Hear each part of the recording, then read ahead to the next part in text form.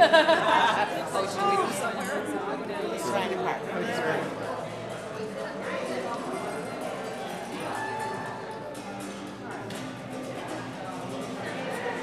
I like the hat. Why didn't I got fantastic. I haven't heard it. Don't worry. I'm ready.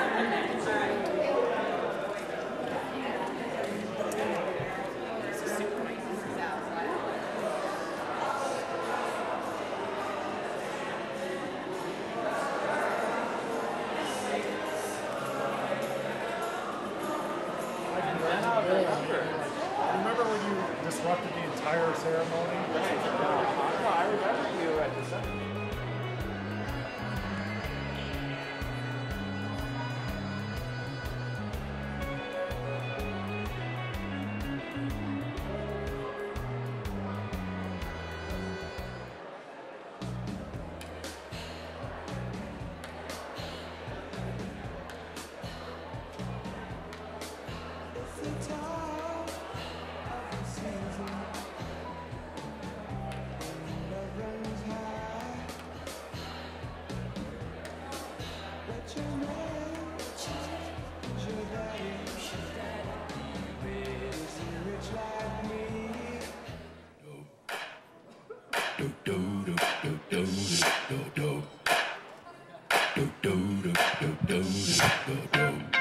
Ladies and gentlemen, welcome to beautiful Denver, Colorado.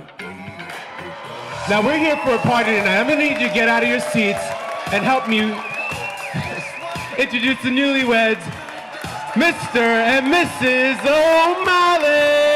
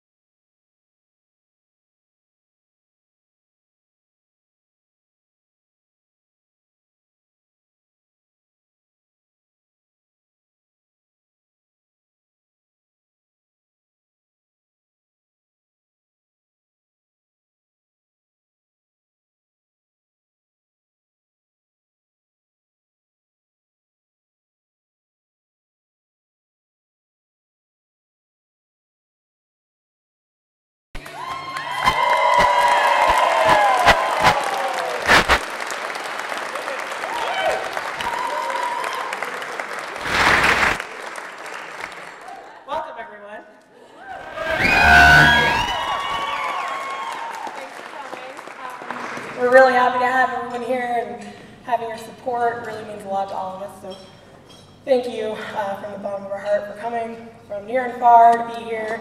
We appreciate it, and let's eat.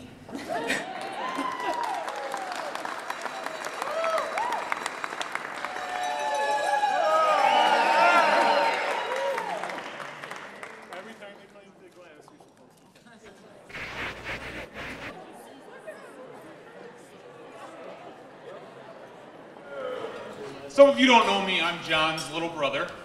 I've known him for almost 30 years. And he's a pretty good guy. First, I just want to start off and say, Victoria, you looked gorgeous today. Yeah. Welcome to the family. I was standing very closely and I heard you say, I do, to John. And I mean, John's a great guy and all. It's more of something to say about the family, and it's very tough to mesh with our family, you know, being out here in liberal Denver compared to the O'Malley household in Arlington Heights. So, congratulations for making it through that, and we're very happy to have you. We'll talk a little bit about my brother Johnny here. Really good guy. He's really been my rock since I was little. You know, go to him for everything. Any problems I had, I could turn to John. And he'd help me out. Let me take a drink real quick. I promised John I wouldn't drink before the speech, so started to go through withdrawals. Yeah, Johnny, you know, he's been there. We've had many fights, many good times, many great stories. I don't really want to touch into too many of those. Those can stay in our back pocket. But I want to touch a little bit on John's transition from going to school at Wheeling High School, then getting as far away from our parents as possible and going to Denver. And John said, you know what, I really like Denver. I'm gonna come home for a little bit. Said, this sucks. I'm gonna go to Nebraska. And Johnny went out to Nebraska, met a lot of cool people, came home for like a couple days, and he's like, I'm getting out of here. I need to go to Denver. And luckily he found the love of his life, so we're all happy he moved out to Denver.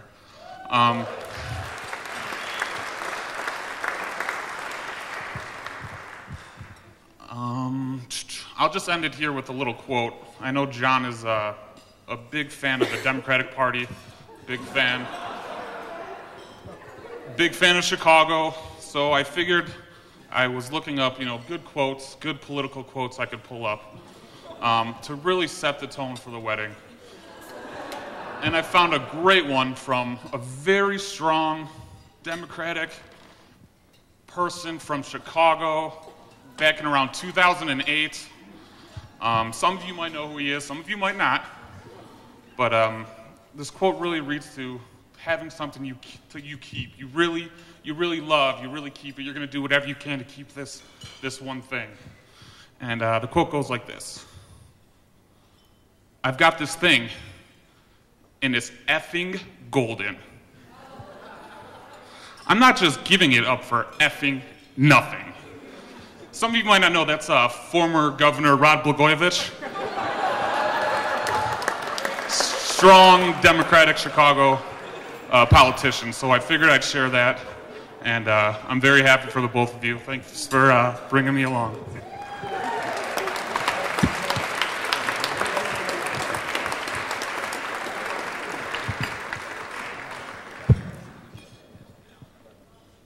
Thank you, Mikey. And now, if we could have Mark join us up here. Say a couple words.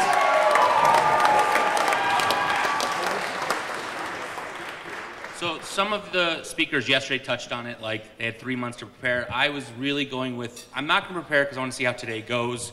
And it's really because I've totally spaced it the entire time. But that's me. I'm not going to have any Blago references, but that's okay. One thing I do remember is when Vic was going to go to Chicago for the first time, she seemed like she was a little nervous. And I said, don't be nervous. What always happens is you go to meet the parents, and you're nervous. Maybe they should be nervous, right? They're auditioning too. So I think that probably didn't help at all, but that's okay. One thing I noticed, other than after this event, that her Christmas present list has grown for how many presents she's going to have to get for the O'Malleys. She has gotten a new family that has totally supported her and loves her, and pretty instantly, and is genuine. And I watch and I see that, and as the big brother, that's very important to me. So here's the customary, that's my kid's sister, you better take care of her. I know John will. So it's, you know, one of those mocking threats. You better take care of her. Anyway. One thing I've noticed about John is they talk about fit, and that's totally true. It's not just a sort of standard line to go in one of these speeches. They're a great fit together. John's working 6-7 days a week. He even ran a half marathon recently. The only yeah, and finished, I think. So Facebook says. The only marathon I'm really doing is more on Netflix. So, but I even get tired with that. But one thing that shows is that John is determined and he's passionate and he goes for something and will work hard at it. And that's what relationships will be, but it's going to be a really great reward when you get past that finish line, which in this case is a bad metaphor because maybe that's death. We won't talk about that. But you are getting an amazing, amazing wife, Victoria. Yeah, this is the part I really didn't prepare. I thought I'd be good with, but she is definitely by far the best person I know. I'm the big brother, and I've always said I've been showing you what not to do with a lot of things. You know, school, you know, it's 8.5 years. You know, I should be a doctor. I just have the handwriting. She was 3 years, and then a master's in a year, whatever, overachiever, show off. But she's shown me on how to do things and how to be a better person, and she is truly amazing. And you guys together and the families that are uniting, I noticed the line at the church was a lot shorter on our side for getting it, but that's okay. That's okay, because now we're one big family. So the other nice thing, and this is good, is that we're from New York originally, and now she's an excuse to eat Chicago-style pizza without judgment. So, which is a good thing, because really it's good, but don't tell any of the New Yorkers that. So, but anyway, I'll end on that, because food is always a great place to end, and one of my favorite things and things I'm best at. So anyway, congratulations to you, and we love you.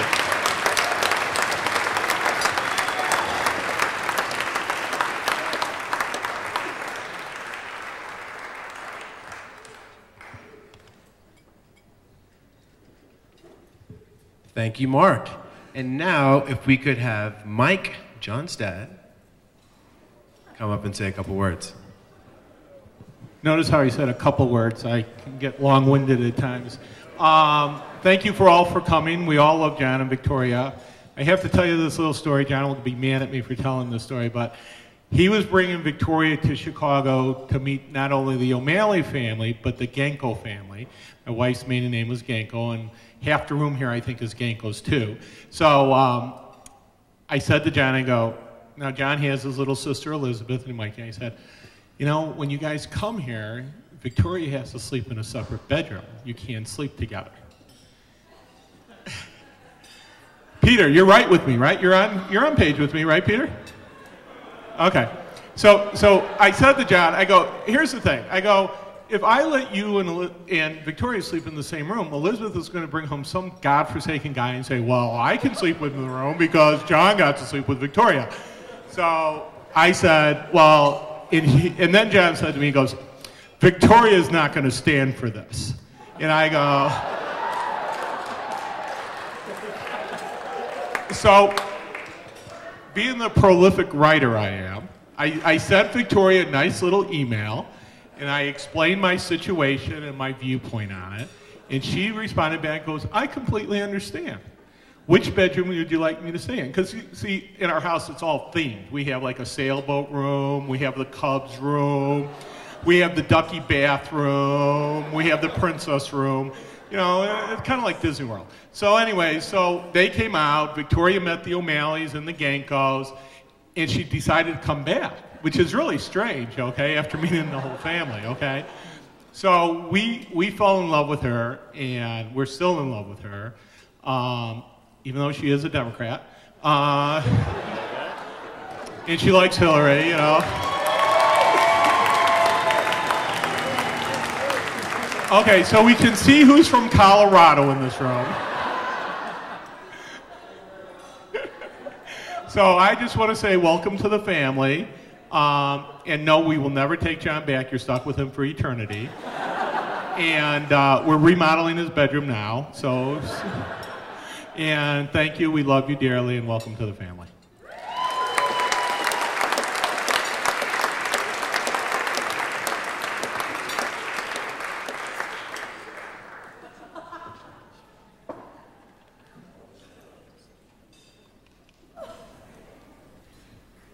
Thank you, Mike. And now we have Peter, Victoria's father, say a couple words.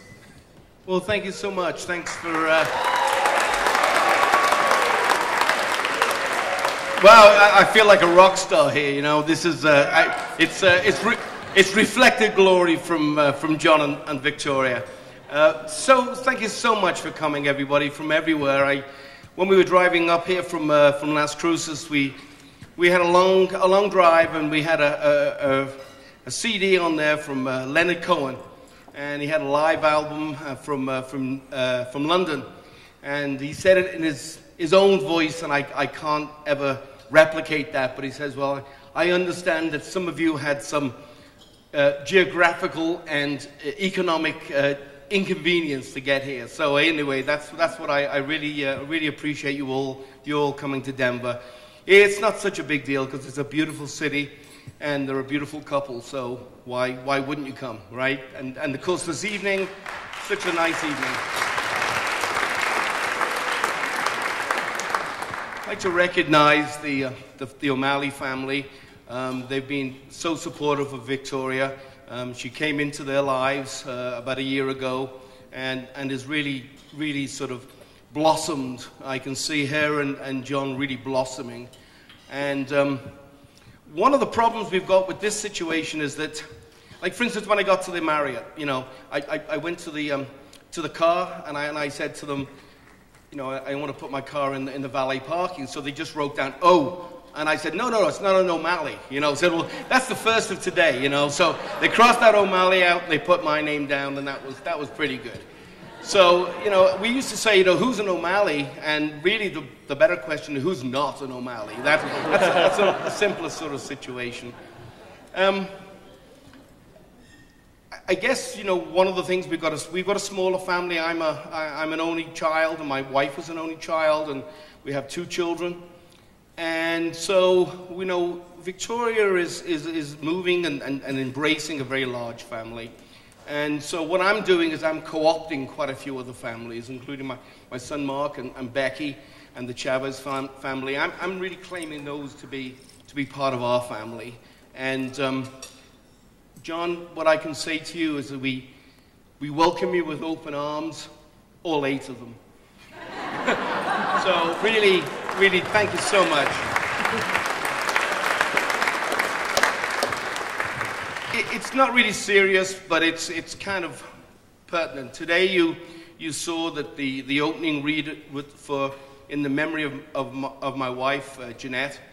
She was doing a PhD on Alfred Lord Tennyson, so the reading was very apropos. And I don't cry at weddings, not even my daughters, but I did then. And so it was a very, very moving moment. I think one of the things you should, maybe not everybody knows, is Victoria's full name. Okay, you know, it's Victoria Elizabeth Harris Harben, or it was, okay, till an hour or so, a couple of hours ago. So okay, so let's call it the Victoria Elizabeth Harris side of things. She's named after incredibly strong and regal women. Queen Victoria came to the throne at the age of 18. She reigned over 2/3 of the world for 63 years.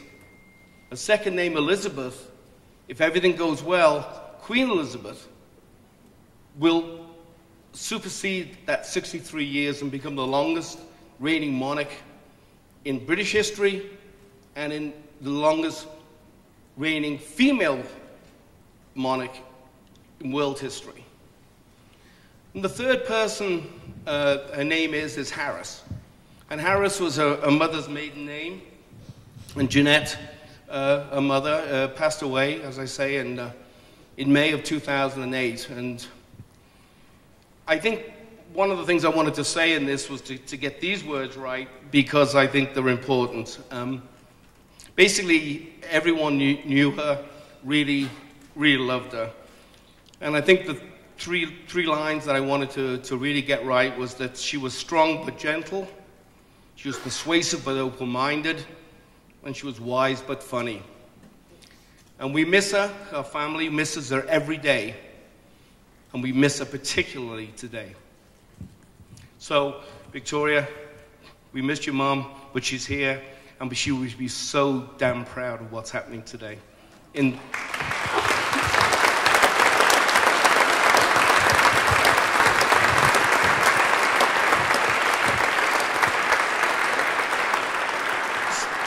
Someone alluded to the fact that Victoria has 3 passports, so she sounds somewhat like a terrorist or or whatever, But she does, she was born in the United States, she had a Canadian mother and a British father, so she has 3 passports, which is kind of cool.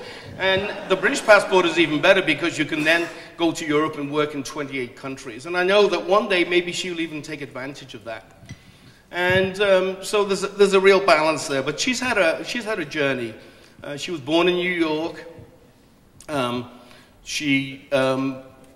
We went from New York and we came to New Mexico a little while for vacations and things. And then she went to Oxford in the UK and did a master's. And then she came back to New Mexico and then to Colorado. So basically she's gone from sea level to a mile high. And I hope that journey continues, and I know it will with the both of you to reach the heavens. So I'm really proud of you and the way you've done that. One little story, and as a father, I shouldn't know a lot of stuff, so I can't even tell you guys, But we had a really beautiful house in upstate New York. It was a historical house built in 1833, and we were in bucolic New York. And we wanted to sell. We wanted to get the hell out of that weather, right? We wanted to get to the west. So we put it on the market. And you can imagine upstate New York, with the weather and the taxes and everything else, we didn't get many people coming to kick the tires on that house. So what happened was Victoria didn't want to leave. She really didn't want to leave. So we did have a few showings. And one of the showings, they came and they thought there was termites in the place. And they thought there was rot. And what it was this little person had taken cocoa and thrown it around the wood. Looks like termite droppings, right? And sprinkled water on the plaster, yeah? And then, when that subtle little movement didn't help, she put a note on her bed, please don't buy my house. So we were trying to convince her that New Mexico would be kind of a cool place. The land of enchantment, sunsets, a mixture of cultures, just a beautiful part of the world. We just couldn't get through to her. But what happened was somebody mentioned to her that you could get a driving license at 15. And her buddies in New York could only get it to 16. All bets were off. We were in New Mexico within 6 months. That was fantastic. So John, be careful. She's quite conniving.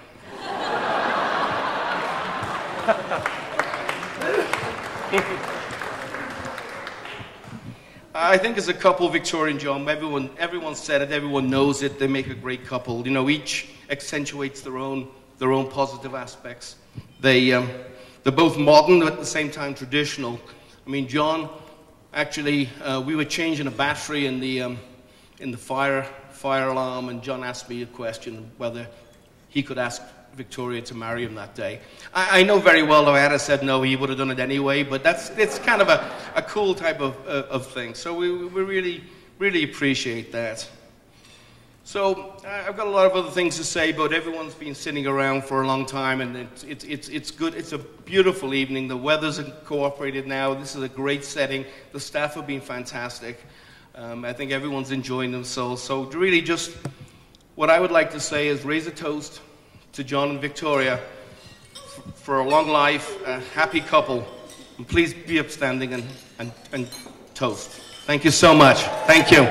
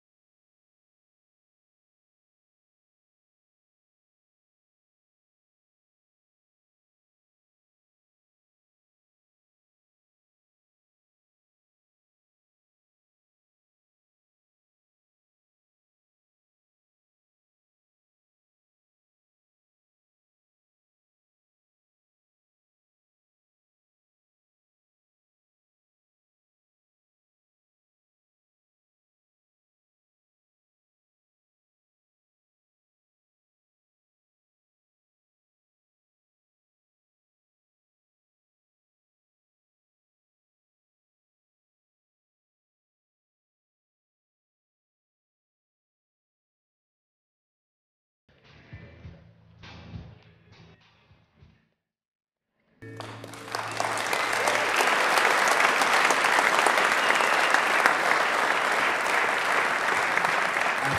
beautiful. Now, if we could have John and his mom come up. John's got amazing moves. He really does.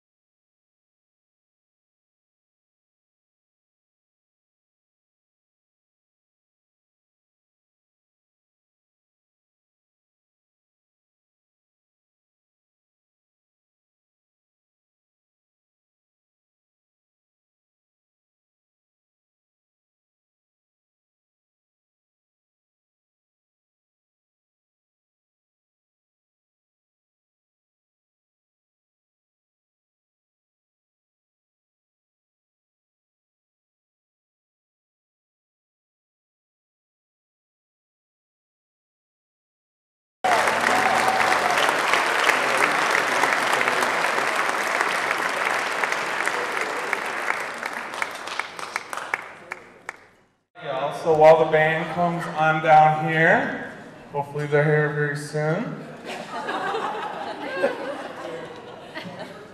Let's go.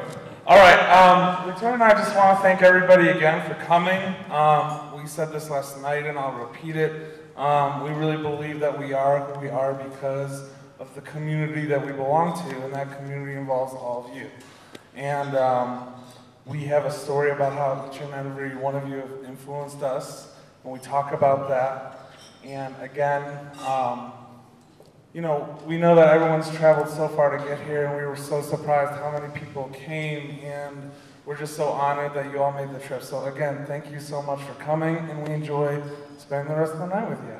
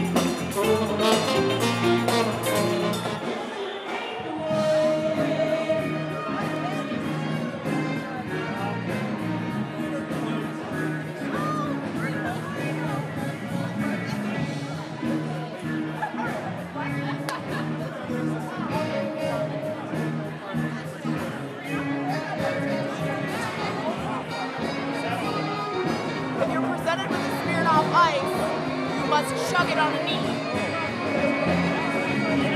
It's pretty serious business. I'm just glad they didn't do it when I was going down the aisle. That was the original plan, I'm pretty sure. Like a year ago.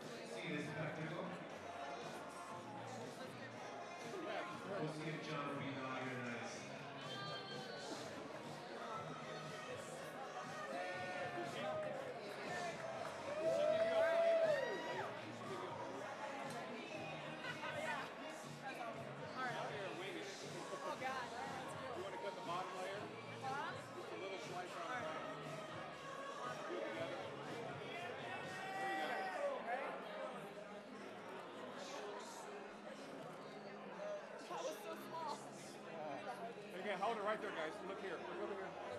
John, where you go, buddy? Oh, yeah, now. No face. No face.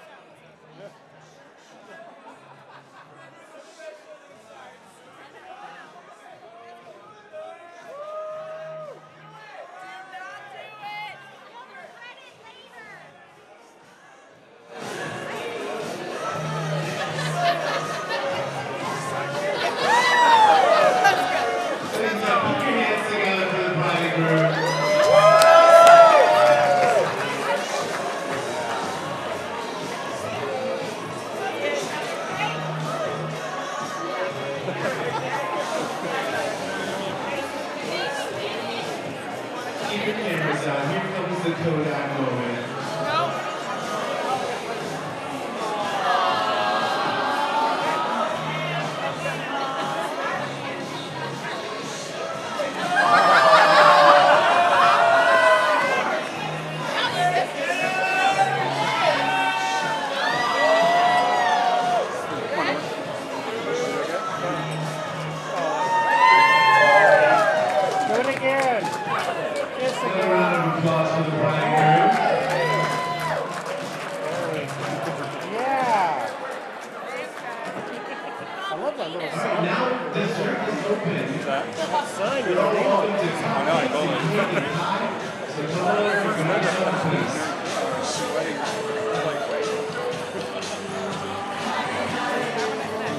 Don't be bashful, ladies and gentlemen.